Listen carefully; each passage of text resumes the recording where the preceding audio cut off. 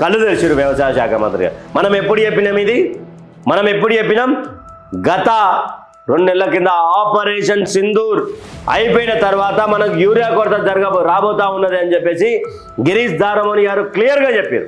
China నుండి వచ్చేటువంటి fertiliser ఏదైతే ఉందో ఆ ఫర్టిలైజర్ ఆపడానికి ప్రయత్నం చేస్తూ ఉన్నారు. అక్కడి నుండి మనకు దిగుమతి జరగదు, ఇది యూరియా సంబంధించినటువంటి ఇబ్బంది అవుతుంది అని చెప్పి మనం ఎన్ని రోజుల కింద చెప్పినాం. ఆపరేషన్ సింధూర్ తర్వాత మనం క్లియర్గా చెప్పినాం. ఈరోజు తుమ్మల నాగేశ్వరరావు గారే ఏమని చెప్పి అమెరికా ఇరాక్ యుద్ధం వల్ల ఒకటి, ఆపరేషన్ సింధూర్ వల్ల కూడా ఒక విషయంలో చైనా కొంచెం పాకిస్తాన్ సపోర్ట్ చేయడం వల్ల కూడా మనకు యూరియాకు సంబంధించినటువంటి కొరత వచ్చింది అని చెప్పి క్లియర్గా చెప్పినాం. ఎప్పుడో చెప్పింది ఆపరేషన్ సింధూర్ తర్వాత ఇది జరుగుతుంది అని, రైతులకు ఇబ్బంది కాబోతుంది అని. దీని మీద ప్రభుత్వం క్లుప్తంగా ఆలోచించి ప్రభుత్వం దీని మీద దృష్టి సాధించాలని చెప్పింది. అసలు ఆపరేషన్ సింధూరే వీళ్ళకి ఇష్టం లేదు. ఏదైనా భారతదేశం కోసం ఒక దేశంపై యుద్ధానికి వస్తే ఒక కెనడా లాంటి దేశం రోడ్డు మీదకి వచ్చింది టారిఫ్ల విషయంలోనే. చైనా రోడ్డు మీదకి వచ్చింది టారిఫ్ల విషయం.